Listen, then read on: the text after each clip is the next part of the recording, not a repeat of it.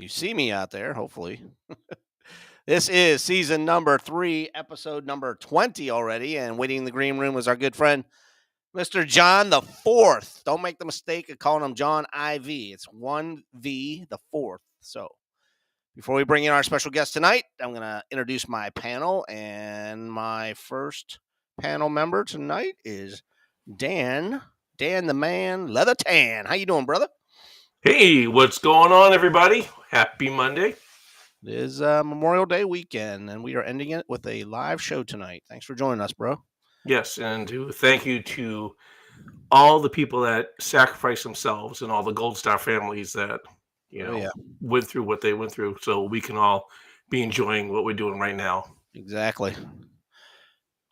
Another veteran tonight, Edmund DeJesus. How are you tonight, sir? Doing good. Got the old woodland camis on tonight. Look at you, man. The best. That was the best camera. I know. I love those ones, man. And Mr. Sexy's with us tonight as well. How you doing, Rick Bradshaw? How's everyone tonight? Good. So we got a full house with a new guest tonight. Looking forward to that. I'm just seeing who's in the chat room tonight. Edmund, can you read it? Can you see it? Are you on your computer or are you on your phone again? I'm on the computer. I can see some people here. We got Ernie from Ernie's Attic. We got Paul that just came in. Big Boss Jack. Yep. Who else we got here? We got Murray, of course. Yep. Murray. Barb Flowers, my sister. Yeah, Barb is there. Yeah. Lone Wolf. Yep. I think that's about it right now, right? Yeah. Murray Corrigan. So did you see what you already noticed? The stash is gone, dude. Yeah. no goatee, no stash. You want to tell anybody about that, or you want to talk about that? I screwed it up. I was trying to trim it. I screwed it up. I said the hell with it. I buzzed it off. So I change all the time, guys. I grow facial hair like crazy. Next week I'll probably have what looks like the old one back. It's crazy. I'll have a beard like in the wintertime down to here. I mean, it's crazy. Yeah. Well, Rick doesn't know when we do this trip to Kentucky. Me and Angelo are waiting for him to fall asleep at 3 a.m, and I'm going to show you his. Give him the baby face look and see what he looks like. As long as you don't shave anything else, that's fine. It's just hard looking at this thing down here. I'm not used to looking at that thing, whatever that is. Yeah, don't talk about that. All right, man. Before we start going off the rails too bad, let's go around the room and say what's new in your zoo. Edmund, I'm going to start with you first, man. What's new in your zoo, brother? All right. Well, you all know that I've been doing the frames, so I got the comic book advertisements. I framed those. I got what is this? The Eagle Eye. Yeah. The Eagle Eye. Nice. Mike Power. You're Yeah. going to run out of wall space pretty soon, man. I am running out of wall space. I got Bullet Band. Now we can read it. Yep. Yeah, I believe those were the 3. And I've been working on these guys. Been trying to get some adventure team guys. Oh, nice. Yeah, nice. What set of camis is that, man? That's I think it was for the desert nuclear, biological, chemical. I think. Was that as a custom from somebody? No, this is from. It comes G.I. Joe. This is a G.I. Joe figure. I can't remember what's it called. Oh, no way. Yeah. I don't recognize that. Do you, Rick? No. It's like overalls inside. And I can't. I'm not gonna take all that stuff off. Yeah, no. Yeah. Inside is overalls. I made the action pilot. Oh, nice. Yep. Well, the adventure team pilot. Sorry, the air adventure team. Get them all messed up every time. Then I did this karate guy too, the adventure team. Yeah, very nice. Let me see who else. I got another one here. Get the. Yeah. Oh, Is that a neoprene suit? What is it? No, it's not. It's nylon. I guess. Oh, it is. Whatever material they like that superhero costume stuff. And then I did a G.I. Joe guy. Mm-hmm. I put an 80-second patch on him there. Did you do the head on it? Did you? I used like sandpaper. You filed it down. Yeah, nice. Yeah. Yeah, that looks like the Paul head, isn't it? Almost looks like mine, huh? No, not yours, but there's all the GI Joe heads all had names like John, Paul, George, Ringo. They all had names. Oh, Yeah, and I think that's the basic one was called Paul. Yeah. So, a question: it. Did you make your own patches, or are they? No, I made the Adventure Team patch. I was just like I painted it. I mean, I don't know if you guys can see. It's like I painted that. Okay. But this one I bought. I don't remember from where. I've had it for a long time. Yeah, we all missed Patches of Pride before, when they were around. Patches of Pride. I was gonna say, man, they made everything. Oh yeah, I have a bunch of their stuff. That's all you got? Yeah, that's all I got. Right on, brother. All right, Dan, you're up. Okay, well, I'm not showing figures. This is what I'm doing is I'm gonna be showing. I guess this Birdseed. Yeah. Now I don't make dioramas. Everything I shoot for pictures is all sets. You can put up, put down, and this is what I use for ground cover. It is basically lizard bedding, and then I take a whole bunch of flocking and other materials. Just whatever I can find, and I just crush it all up. This is like that lichen stuff, and just crush it all up and mix it all in there. And when you do your set, it gives you some great ground cover. One other thing I do also is you can buy these little stamps that punch out leaves. And what I do is I've got a bunch of them. I was digging through my. I got a bag of this stuff. So yeah. But I was digging through looking for some leaves. What I did was I printed out some leaf patterns on my printer, just a full sheet of just like autumn looking, dead looking leaves. I just stamped a whole bunch of them out and I crushed them up and put them in here. So, but if you want set your sets, this is what I'm using for ground cover. Nice. That's cool. So, I mean, if anybody, it's smaller than mulch, right? I mean, it's got to be. Yeah, it's lizard. It's for if you have a pet lizard, that's what it is. It's the stuff you throw in the cages. So yeah, I'm all out of pet lizards here. Well, listen, I've had this stuff for years. I mean, there's sand in here. There's all kind of different color flocking. I just made a huge bag of it, just mix it up and just chaw it up. And that's what I use when I do the sets. Throw it over down, cover everything up, and it makes great ground cover. So you can buy that at the pet store? Mm-hmm. Yeah. Oh, yeah. Yep. So nice. Very cool. And you didn't have to shred it any more than what it came? No. This is it. I mean, you put it in a blender or anything? Yeah. No. Like I said, you can dig through here and you see there's actually, this sand in there. And there's just everything in there. So you set your setup, whatever you're going to do. We can go into more as we go along, different videos and stuff like that, talk about what I do to make a set. And at some point, I'll actually put a set up behind me so you can see it, and then hopefully I can get my camera so I can actually just change cameras and go over there, and you can actually see what my set looks like. Big Boss Jack is checking out your snow-covered trees behind you. Oh yes, yep. And Snowboard Rally is not, it's still going, guys. A little bit of a tragedy today, but I was wondering if you were going to talk about that or not. It's sore. A lot of people aren't part of the group and they don't see what's going on. No, we're I did the final testing this weekend of all the figures. One of the things I want is I want all my figures to be getting down the track, and there was a point where some of the guys just weren't making all the way down the track and was making it, to me, not interesting. And I reworked a lot of them over the last month or so. And this weekend I ran them all. Everybody ran fantastic. I had no problems. There was nothing it was fantastic. Track ran great. So I was really excited to start filming, and we had a little bit of a 5-mile-per-hour wind, and my track is underneath a party tent that's like a 60-foot party tent. And we had like a 5-mile wind gust, just took the whole tent and flipped it over. Yeah.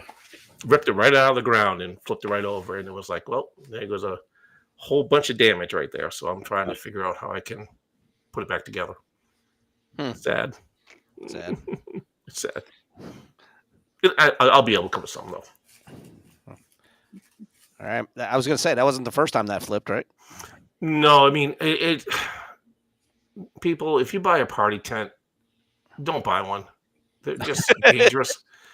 I mean, I watched the weather, and we're talking like 5 miles. There's one video I posted I have a group for this stuff, which is a private group, but there's one video where it was like a small little breeze, and you see me holding the whole tent down because it was just taking off, and it was like a 5 mile an hour wind, and that's the same thing here. There was nothing I could do about it. It was, like I said, this thing's 60 feet long, and it was just a little bit of a gust of wind, and just took the whole thing on. Twisted upside down, broke a bunch of the connectors, bent a whole bunch of metal rods. I mean, I have some backup rods and stuff like that to hopefully repair this, but I got to come up with a better idea of this because the last thing I need is when I'm going to be out there filming and then have the whole tent flip up over on me while I'm doing this, Yeah. So. Yep. But it'll come together. I'll figure it out. Right on. All right, Rick, you're up, buddy. What you got for us? Let's see. I'll show 1/116 scale thing. Oh, just one tonight? Just one. And I have something else to show, but it's not 1/6. So this was produced by Max Toys, and this is the Django Unchained outfit. And it came with a head sculpt of Jamie Foxx. You had to provide the body. Very cool. And he's got this great, leather rig that he wears, suede pants, leather type boots. So I get them. Wow. And this great corduroy jacket, this waist length corduroy jacket, which was fashioned after Little Joe's jacket on Bonanza. Yeah, that's what I was going to say, man. That's what it looks like. He's got this great hat. So Django Unchained, one of Tarantino's movies, his homage to the spaghetti westerns, which is a great film, by the way. I like that. Yeah. I'm a Tarantino fan, so I like his stuff. But this makes a great cowboy. And I bought this outfit, again, years ago. I sent the head sculpt to, I believe, Wayne Foucher because he wanted one. And I said, take it. I'm not going to use it. And I put it on to Joe, super articulated body. And there you go. Really good cowboy. So last week on one of the shows, I showed my Hoopa figure, Hoopa from Jaws. Well, NECA came out with another Hoopa figure. All right. And this is the 50th anniversary Ultimate Hoopa. This is a 6-inch figure. All right. So this is him right here. He's all plastic, no soft goods. Oh, wow. And look at that. Look at that head sculpt. Fantastic. That is pretty cool. The glasses are attached too. Glasses are attached. He comes with 3 head sculpts. Here's another one. This has the skull cap he wore when he showed up on the island. Yeah. So pretty good. Yep. And he comes with a bunch of hands. See if these show up. Bunch of hands, and he has 2 arms. 2 different arms. Wow. So you can take the jacket off. You can pop the arms off, take the jacket off, and he's just wearing his gray sweatshirt, which he wears to most of the movie. He's got gloved hands, which he wears in the movie. Yep. And then we have actually 2 more head sculpts. Oh, man. Wow. One without the glasses over here, no glasses. One with his denim hat. He's got the boat hook. I'm backwards. Boat hook that he uses to grab the lines from the boats. He's got his scuba tanks. The scuba tank that ends up in the shark's mouth. The spear that he tries to kill the shark with, and his bag, his duffel bag when he shows up on the island. It's a great figure. Just the sculpt, the head sculpt alone is fantastic. And I don't have a shark to go with him, but I do have King Shark. Land shark. What's that? Jaws 7? Cruel Jaws. You know who King Shark is, right? He's a yeah. Yep. And he was voiced by, I guess I didn't watch it, but he was Stallone in the movie. But this was a Build-A-Figure. I bought him already put together off of eBay. I don't know why. I don't know anything about this character, but I thought he was just cool looking. He's fantastic in the movie. Yeah, that movie is fantastic. So, and he is heavy as a son of a gun. He's solid, you know. Yep. But he goes good. And all I got to do now, they made a quint, of course, in this scales, which I got to find. And again, they don't have Brody because Brody's state said, no, we're not letting you make one. Roy Scheider. So no Brody, but you do have Quint. I'm sure somebody out there is going to make a 3D print one Yeah. scale of. They already have. They already have. I was gonna say, it's coming. Yeah. It's the 50th anniversary, man. Somebody's got to come out with that stuff. So 50 years, yeah. I That's remember. great. I remember waiting in line to see that movie.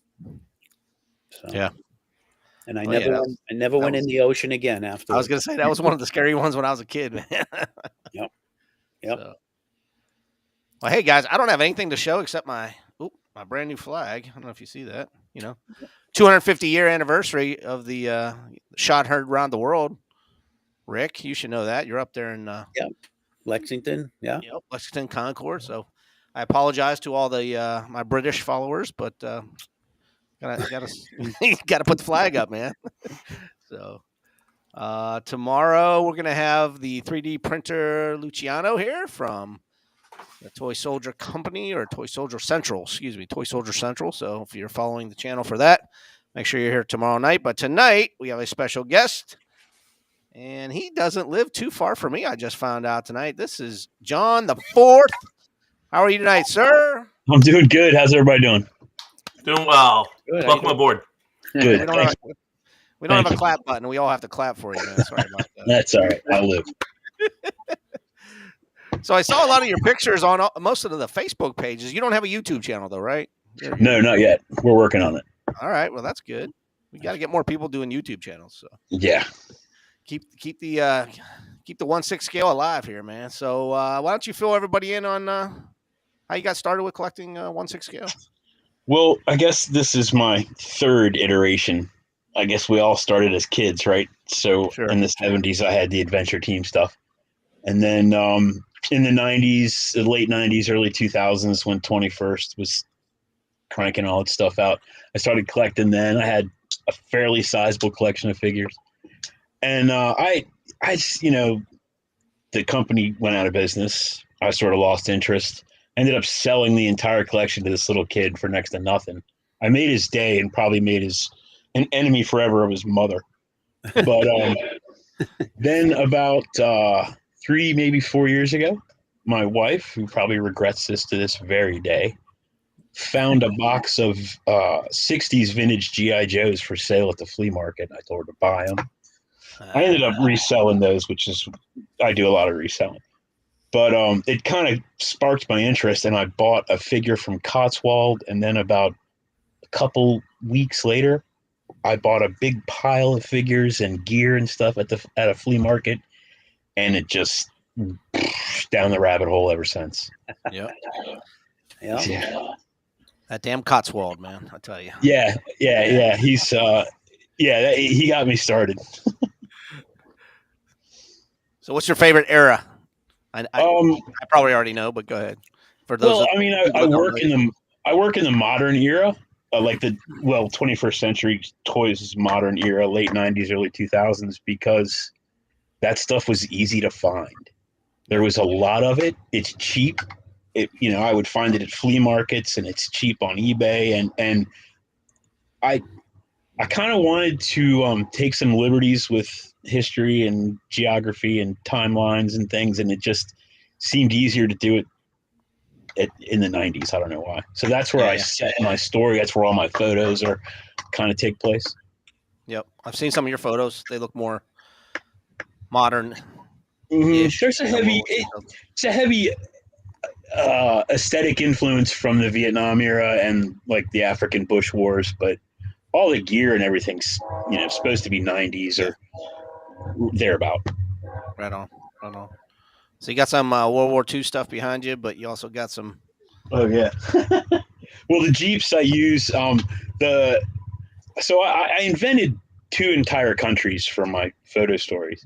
One of them is a little Caribbean island, in the Caribbean Sea, a Spanish-speaking island, closer to the Central American coast.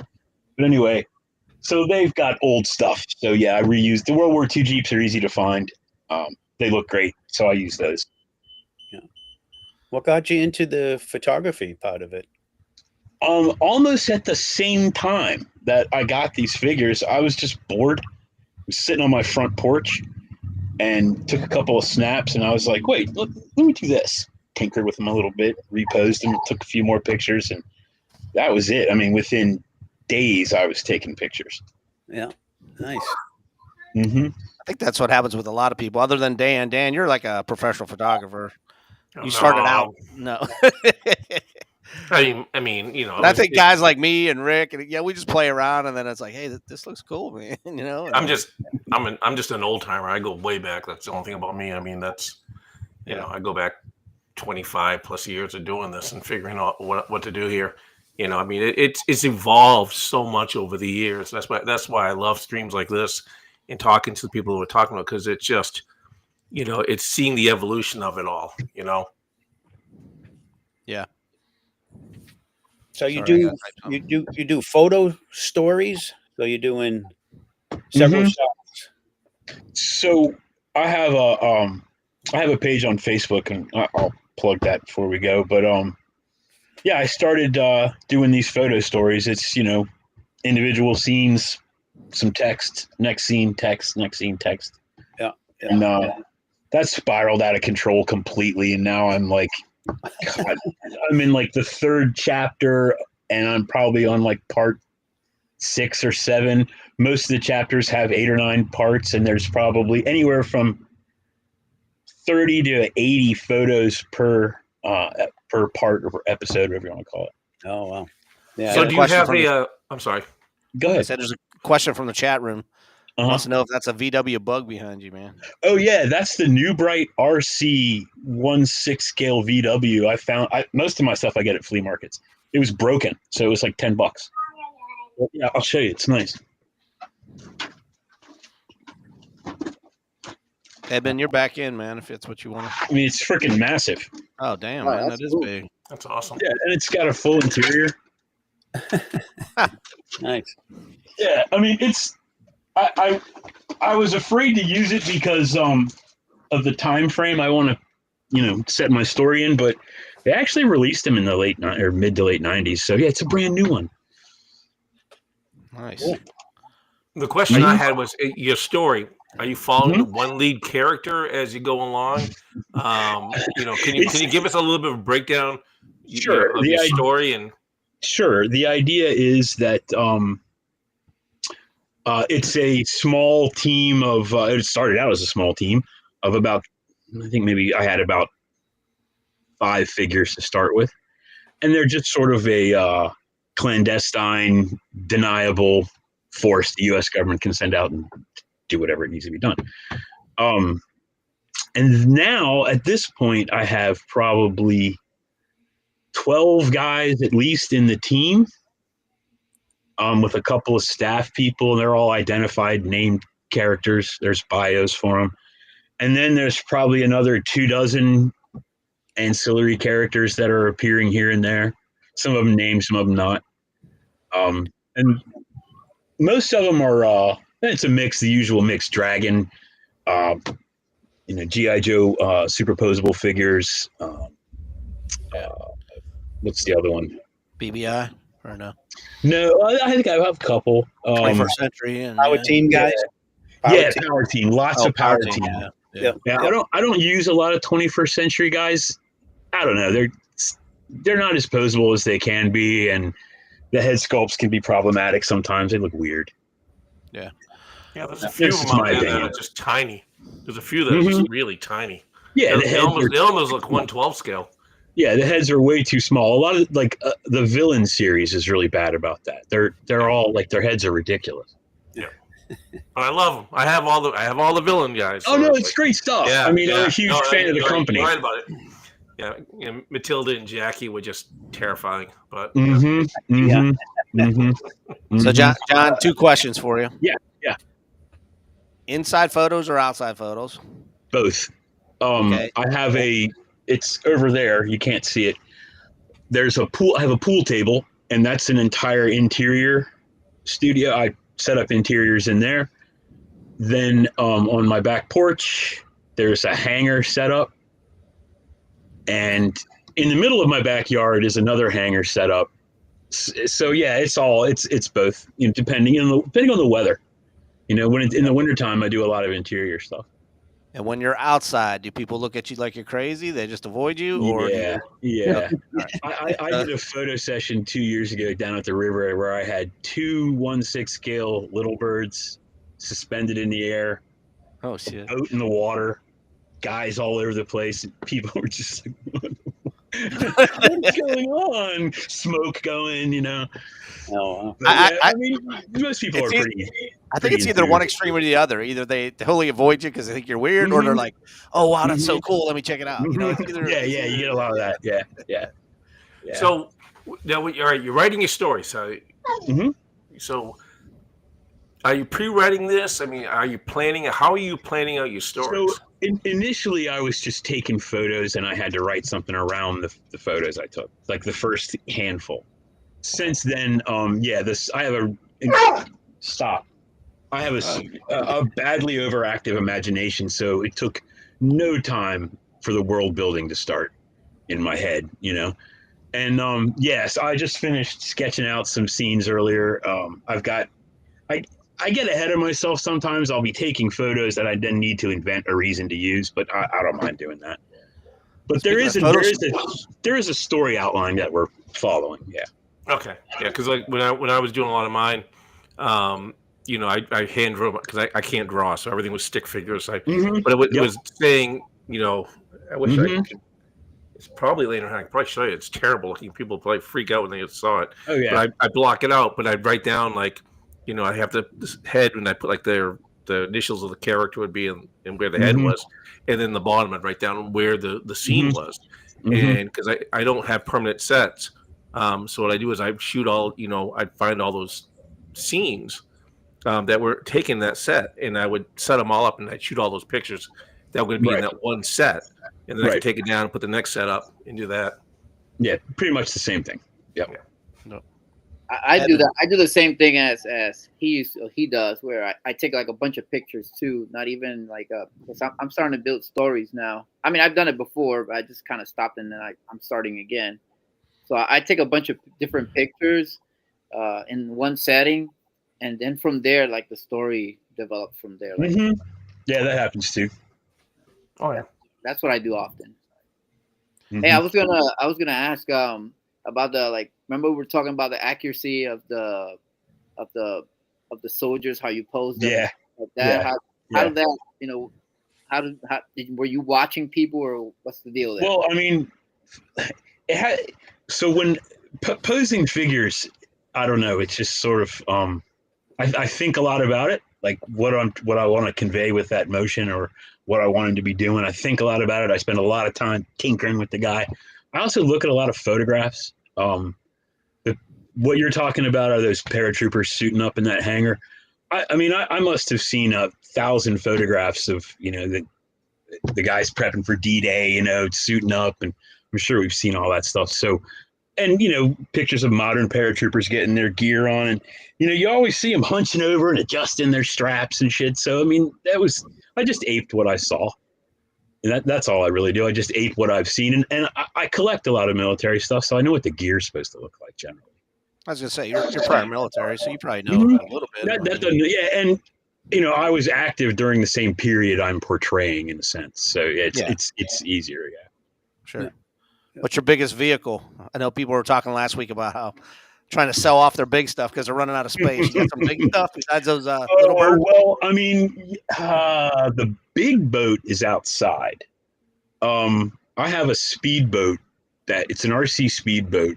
I'm assuming it was supposed to be 1/6 scale, but it's almost 3 feet long, maybe? Nah, not quite that long. A couple feet. It's big.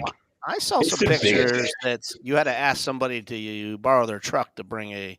Oh plane. Yeah. Oh no, that's my biggest. Oh yeah, that looks pretty freaking big to me, man. That's a very close to 1/6 scale. What is it? or T-28 Trojan. It was an RC airplane, a remote controlled T-28 Trojan. And that again, still wasn't true 1/6 scale. It's close. It's real close. I mean, it's real close. Man, it looked perfect, man. Oh yeah, if it's not, it's super close, like 1/7 or something. But yeah, that's the biggest. And again, another flea market find. I think I paid $100 for it. Really? Wow. Yeah, and it's made of foam. It's really light, and they've glued it together. I can't get it apart. That's why I had to get somebody to transport it for me. And it had an engine fire, as near as I can tell, and so the inside's all melted. Where the battery compartment would be. Yeah, but you don't need that, right? Yeah. Nah, it'll never fly again. Trust me. Yeah, I have a big scene planned with that. Right now, I'm just trying to find. It sounds really weird and nerdy, but concrete that I like, that I can. That is like that looks like a runway. Oh, I see. Yeah. So when I find enough stuff, I'll haul the hangers out and set them up. So when you say the hangers, is that the archway? Mm-hmm. Yeah, I use it's metal siding. It's like the same. I was going to ask you if that's on your shed. Yeah. That's all it is. Just bend it in an arc. I mean, you can, and then there's like the one that's outside now is a culvert piece, and it's one piece, and it's domed already. And then I use the siding. I'll just bend it in half. You can do half of a hanger essentially just by bending one piece in half, and if you join them, you've got this huge, and you can get as big as you want. Wow. So that's usually what I use to build the hangers. And cinder blocks, lots of cinder blocks. Damn.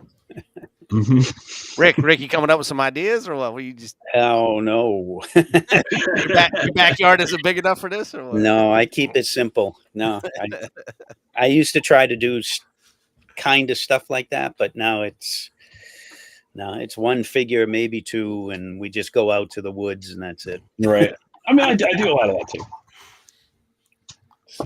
Just saying, what I used was for 1/6 scale corrugated, looking metal, because I paint it, was just getting the corrugated cardboard, whatever. Just buy some of that. You can buy a big, huge roller for next to nothing, and I would just roll it out and bend it to what you need. I built a Quonset hut one time, which I don't think anybody's ever seen. I don't think it ever really made the light of day. Part of a story never finished. I'd like to see that. Yeah, really. It doesn't exist anymore, but I mean, I have pictures of it. Yeah. I'm not sentimental about my sets, people. I mean, I know a lot of people like when they go think I still have some, they go like my Star Trek sets is like, no, they're gone. People are like, what? I'm like, no, I'm not sentimental about them. They're not built for me. They're huge. I can't store. I remember I went to the first G.I. Joe convention they had in Norfolk, Virginia. Somebody had a diorama set up, World War II Quonset hut, man, and they had like everything inside it. I was just like, man, I need a bigger garage, Well, mine's not the full size. It's probably about 2 feet deep, but the angle I was going to shoot it at, you didn't need to be very long. You just need to make what you need. It's like, you look at Hollywood, you walk down those, you see if you ever seen the aerial shots, they're just facing the buildings. That's all they are. There's nothing inside them. Yeah. And anybody ever looked up the pictures for the set for Saving Private Ryan? The whole movie was pictured in one set, like on one thing from different. It's the same, just different angles of them shooting. Like when the soldier that was Ryan that was crying, that was like around the corner from what the final battle was at. I mean, it's amazing if you ever see like aerial pictures of it. Look on the internet, you can see the set. Huh. We got two people from the Axis of Awesome with us tonight. Robert DeCastro's here and Jeff from Skunkworks. They're talking about the Golden Skull. Have you heard about this Golden Skull challenge yet, John? No. Mm-mm. So I'm aware of the Axis of Awesome, but I don't know what the Golden Skull challenge. Well, Jeff started this in January, and he put it out there. If anybody wanted to do this, to have something by October 1st, we're going to do it through the whole month of October, a little challenge and come up with your own photo story called the Golden Skull, and it can be whatever you wanted it to be, and photo story or videos, and send it into him, and then we're going to bring him on the show, and we're going to show everybody's so I have a really good idea that would fall in line with that, but See? I don't know that I'd have time. You got to October, man. Come on. I didn't even start mine yet. Dude, it would require. Well, I don't know. We'll see. Rick, I did you have an start idea. yours yet? No, I haven't started mine yet. No. You're not getting out of this, man. You're in it. You gotta at least submit one photo. Yeah, one I was photo. only going to do it like a picture thing, that no video or anything like that. Yeah. Evan, you're starting on yours? You're working on yours? Yeah, I'm working on mine. I'm doing like a picture. I'm doing pictures, but like a picture slide kind of thing. Nice. Yeah, I'd like to bring them on and like do them on a live stream, like show a couple each week, through the month of October. Yeah, so there's people working on it, Jeff. We're working on it, man. Trust me. So, John, we got some more questions for you, unless people have some more questions in the chat room. I'm just kind of going back and seeing what other people are doing. What's the best part about, or worst part about your collecting? Let's go with the best part first. Best part about your collection, and then the worst part. Yeah. The worst part is storing it all. Sure. Oh my God. Yeah. I mean, I have multiples upon multiples of every. I mean, I'm looking at 4 graphs, 4 big Zodiacs, the big Hasbro Zodiacs. There's 2 Jeeps here, 2 more back there. I have 2 or 3 of these. Oh, nice. Yeah. Yeah. I mean, and then all the figures. God, they're everywhere, and all the gear, and I mean, it's everywhere. So yeah, just storing it. That's the biggest pain in the butt. Yeah. It's the only pain in the butt. The rest of it's fun. Yeah. I was gonna say the best part's everything else, right? Oh yeah. Everything else is the best part. Are you still adding to the collection? Not as much as I was. So I have to put this out. So when I first started doing this about 3 years ago, heavily, I was going on places like Backyard Battlefront and a couple other pages and showing off a few photos. And I was literally deluged with free stuff. Guys were sending me, I'd ask like, hey, I need some AK-47s. I'm willing to pay whatever. I'd get like 20 of them in the mail like a week later. I'm not kidding. My wife can tell you. I was like, there was a period there where I got a box a week of just loaded with free stuff. And then of course I've been buying stuff for a long time, but I don't buy as much as I used to. I just don't need as much. I need figures now more than anything. Yeah. Ernie from Ernie's Attic says, do you have a dedicated collection room other than the one you're sitting in right there, I guess? No, this is it. It's not really a collection room. It's supposed to be my office. Oh, okay. It's just turned into a 1/6 scale studio now. Do you have any holy grails that you're still searching for? Something you haven't found? Yeah. I mean, yeah. Yeah. The Hasbro 1/6 scale Humvee. The open top Humvee. The green one? Familiar with it? Yeah, the green one. Yeah, I want one of those bad. And they're just too pricey when I see them. Yeah. I was the 21st century Navy SEAL assault vehicle. It was the Jeep that had all the weapons all over it they put out. That was on the grail list, but I found one of those not that long ago. So yeah, I almost got one of those a couple of years ago at the flea market. yeah, The guy was asking too much for it. I got mine for $75 No, I'm sorry. No, it was about $100. It was in the box though. Oh, nice. Yeah. Yeah. It had been taken out and played with, but the box was there. I mean, yeah. So did you have a large collection when you were a kid? I know you said you sold a lot of stuff. Or I did. I mean, I had a big G.I. Joe guy, or are you more Star Wars, other stuff? I was growing up in the mid to late 70s, so it was all Adventure Team. Okay. I mean, I had my dad certainly and mom too spoiled the crap out of me. I got all the Adventure Team stuff, but I was a little, I was really into military stuff even as a kid. So I was lucky. My neighbors had an older boy who had all the early military era Joe stuff, so I had access to that, and I had cans of green spray paint. So yeah. So I had a lot of that as a kid. God only knows what ever happened to that stuff. But I had a lot of it when I was little, yeah. And you're not into Adventure Team anymore, though, huh? It's all military. Well, so I thought the Adventure Team was really lame then as a little kid because I wanted to go, fight the Viet Cong in my backyard. Yeah. But I have a greater appreciation for it now. Although I'm developing. I don't know if I should even talk about it. I don't want somebody to steal my idea. I have an idea. I don't think I have that many viewers. Let's put it this way: it's an adventure team storyline, but it's very dark humor, very, very dark, real dark.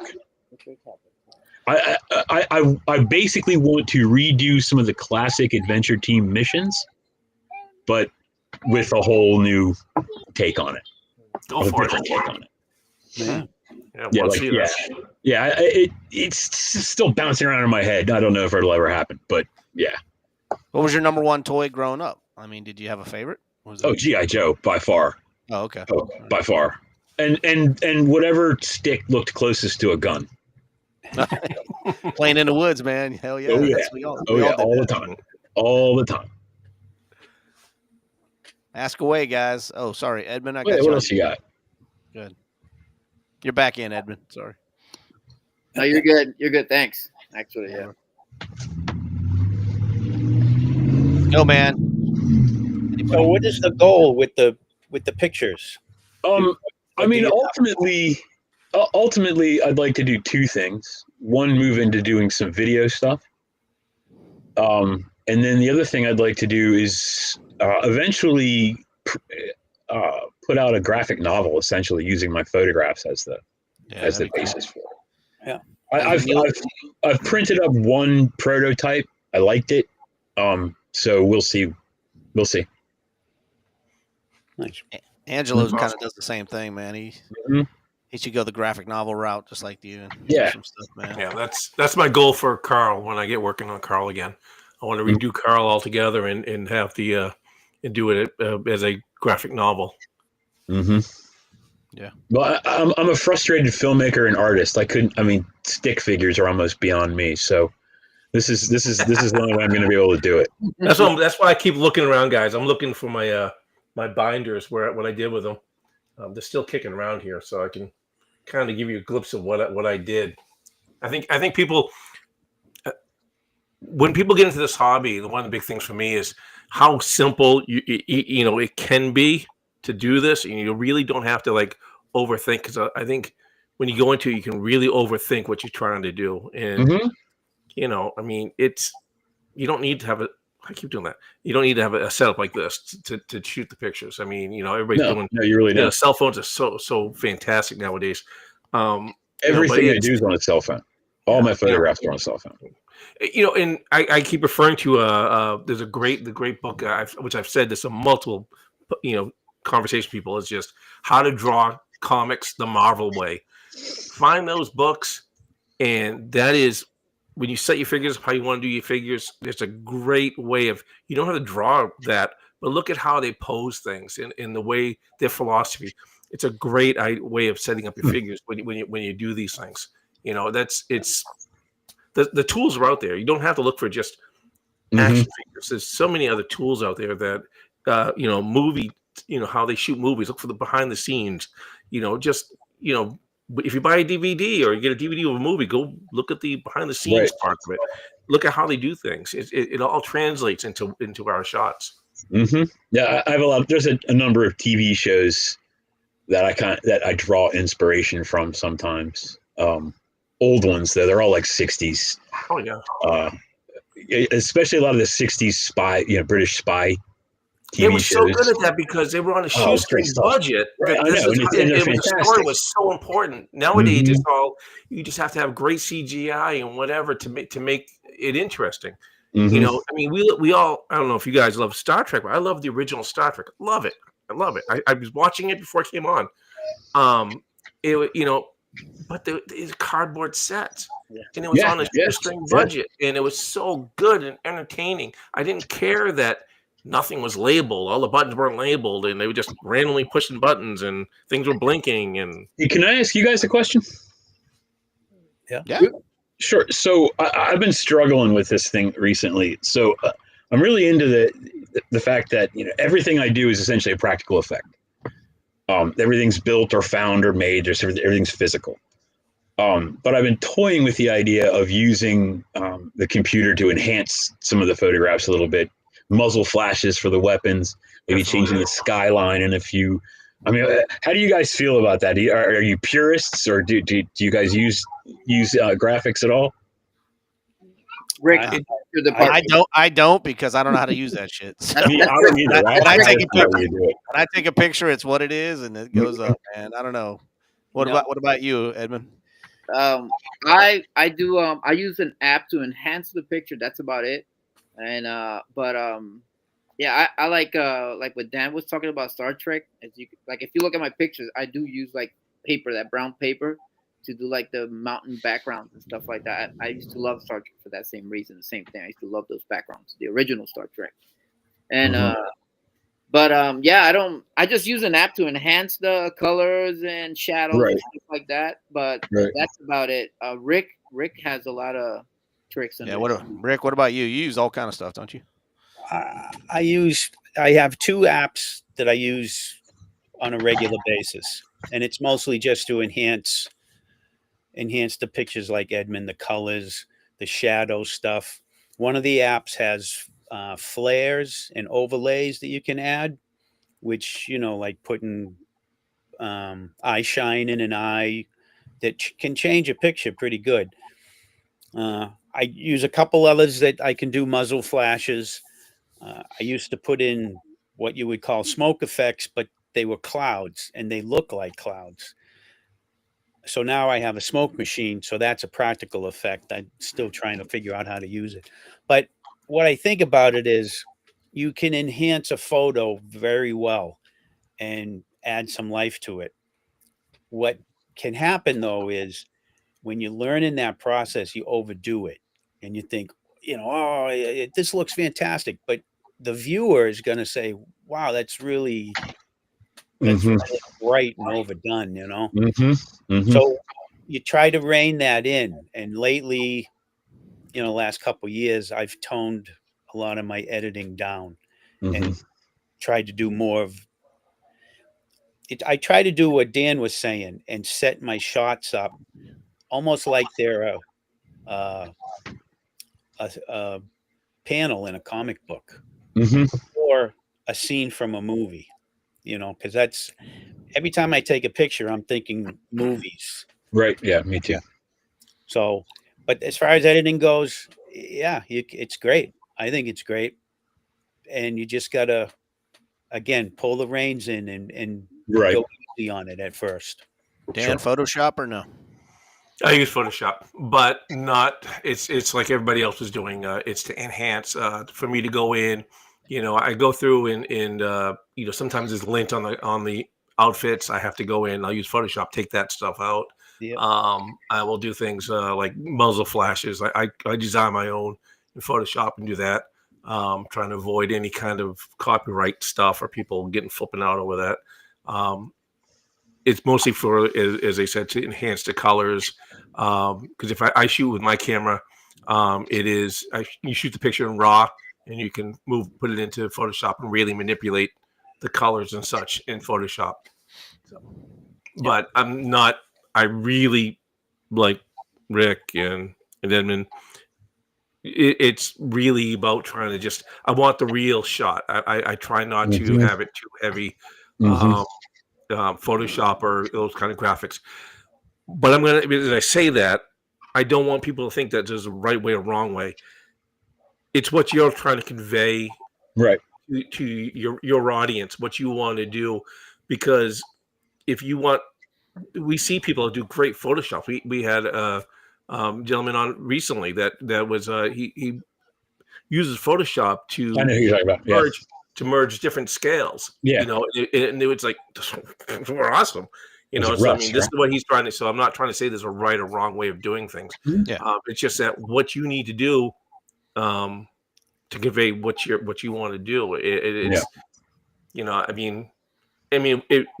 for me, there's a limit. I mean, I wouldn't. If you're going to do AI and create everything out of AI, then that's going to be, now you're making an AI image. You're not actually spending the time putting a figure up, thinking every shot. You're just typing in what you want.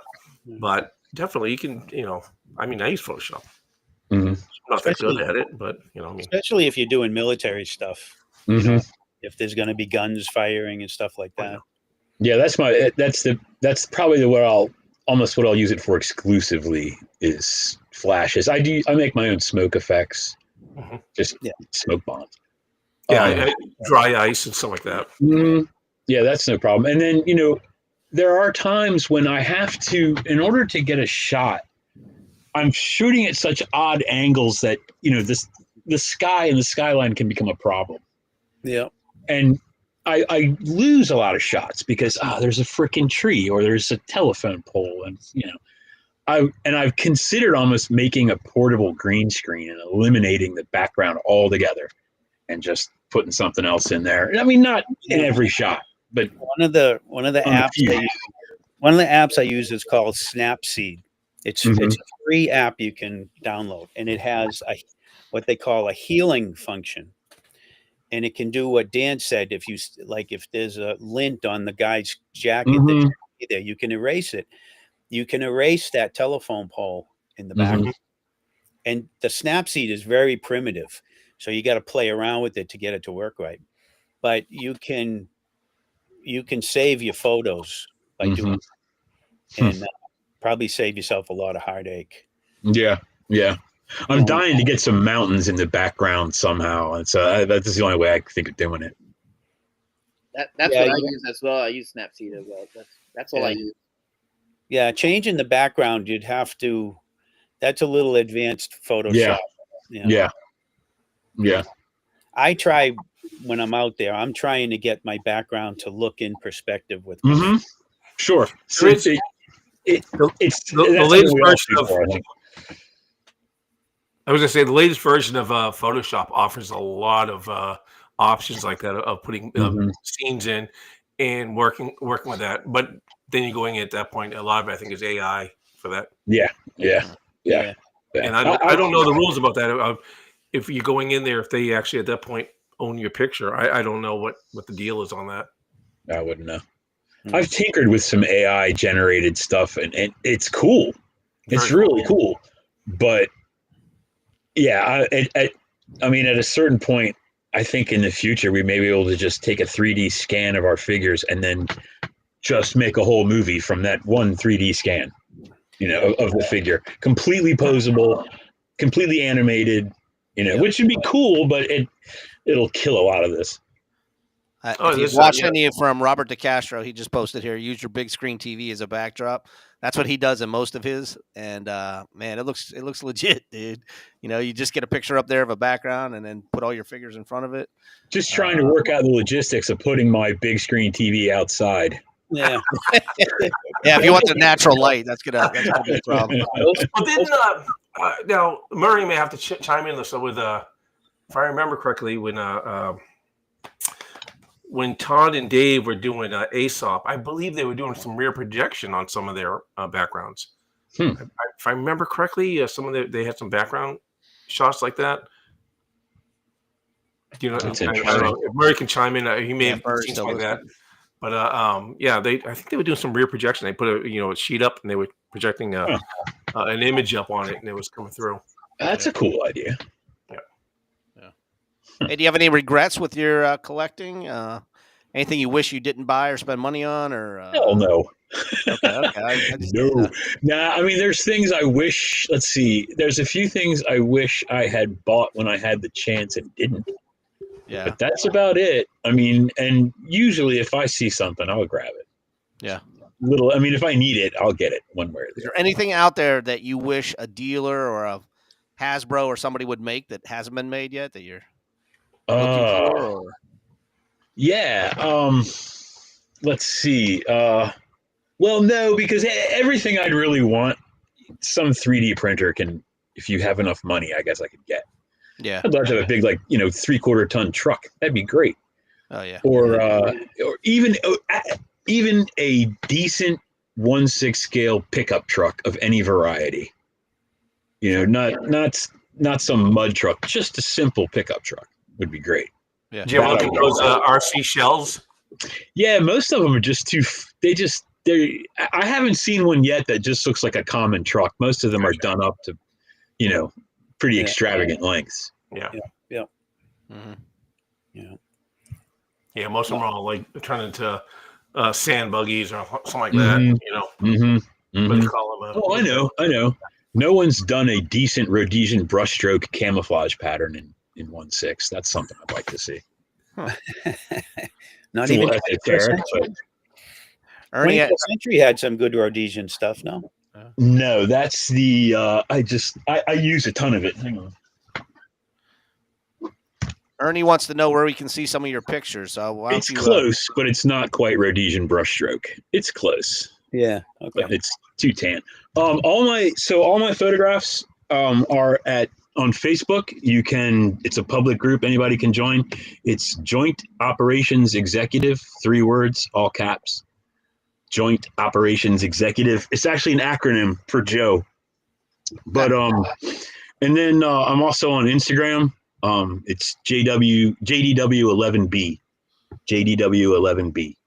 Okay, and you're in a lot of the Facebook groups though too. The Oh yeah. Joe groups and stuff like that. Yeah, if I post on the JOE, I cross post it everywhere else. Yeah. Well, it's getting close to the top of the hour, but I do want to ask you at least one more question. Sure. I always ask this of all the guests, especially our new guest. Give us one good childhood memory playing with your toys. Doesn't have to be G.I. Joe's. It could be anything. Could be a Christmas morning. Could be a favorite birthday present you got. Something. Honestly, my favorite toy memories are with my little brother, Saturday mornings, watching cartoons, playing with his toys mostly, because he was 5 years younger than me. He had all the Fisher-Price stuff, Yeah. But yeah, those are actually some of my favorite toy memories. Yeah, Cool. Saturday mornings with my little brother, for sure. When you had to get up Saturday mornings to watch cartoons. Now Right. Now you can watch them any day of the week. Yeah.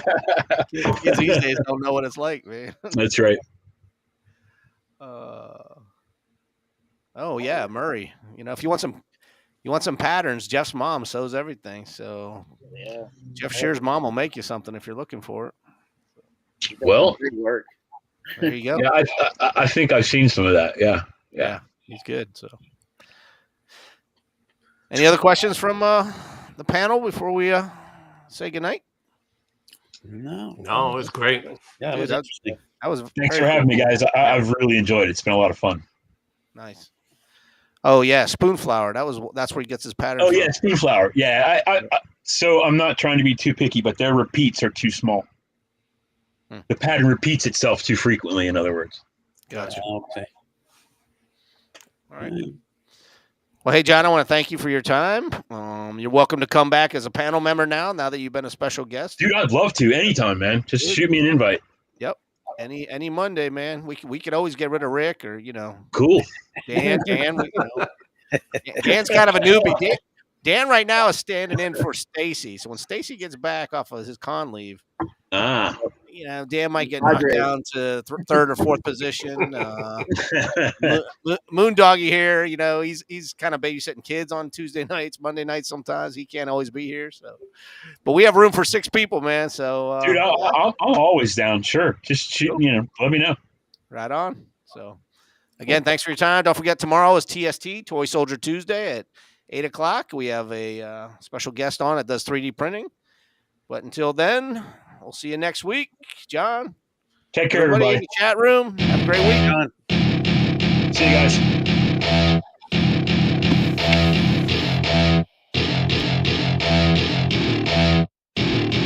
Welcome to my party, we're just getting started. A life is a dream or a nightmare scarring. Hand me a drink cause I think I'm going all in. Get me a shrink who can catch me when I'm falling. Cover up my scars, flip the handlebars. Crashing in my car, wake up in a bar. I'll be a superstar, just on my avatar. This world is so bizarre, empty out the reservoir. Yeah, I'm taking 6 shots, yeah, straight to the face. And I wanna get lost, I'm sick of this place. Don't know how to stop when I'm feeling this way. So I'm taking 6 shots till I'm feeling okay. I think I'm going crazy, don't think I'll get home safe. So I'm taking 6 shots all straight to the face. I'm taking 6 shots, are you coming with?